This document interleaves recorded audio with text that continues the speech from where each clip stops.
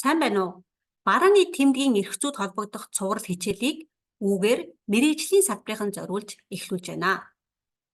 Өнөөдрийн вебинар маань барааны тэмдгийн бүтээгдэхүүн үйлчилгээний жагсаалтад холбогдно.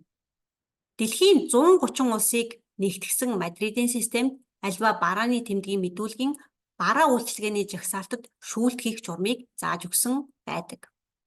Мадридын гарын авлагын 396 дугаар зүйл дараахыг зааж өгсөн. Оюуны өмчийн газар нь бараа үйлчилгээний жагсаалт дахь нэр томьёог хэд түргэн, хэд тодорхой бос байна гэж үзэж болно. Ийм тохиолдолд оюуны өмчийн газар нь урьдчилсан татгалзлын шийдвэр гаргана. Иймээс бараа үйлчилгээний жагсаалт дахь нэр томьёо хэд түргэн, хэд тодорхой бос байвал оюуны өмчийн газар тухайн жагсаалтыг өөрөө шууд засаж өөрчлөхгүй, харин энэ догтлыг зааж урьдчилсан татгалзлын шийдвэр гаргана гэсэн дүрм журам Мадридын системийн 130 улсад үйлчилдэг.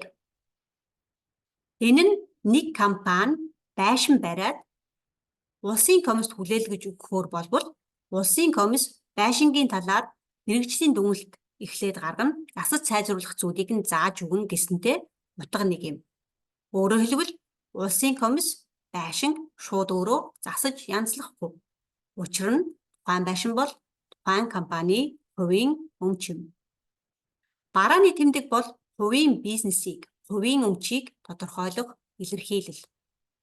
Иймээс оюуны өмчийн газар энэ хувийн өмчөө тодорхойлоход нь тусалж үйлчилгээ үзүүлж байгаа тул урьдчилсан татгалзлын шийдвэр гаргадаг. Тухайн урьдчилсан татгалзлын шийдвэрийг авсан мэдүүлэг гаргаж өөрийн барааны тэмдгийн мэдүүлэгт холбогдох засвар өөрчлөлтийг хийж ирүүлэх, эсвэл үндслэл бүхий хариу гаргах, эсвэл мэдүүлгээсээ бүр мөсөн татгалзах эсэхэнд тухайн мэдүүлэг гаргагчийн өөрийнх нь шийдэх асуудал юм. За ингээд анхаарал тавьсан та бүхэнд баярлалаа. Мадридын гарын авлагын холбогдох линкийг энэ бичлэгийн комент хэсгээс үзээрэй.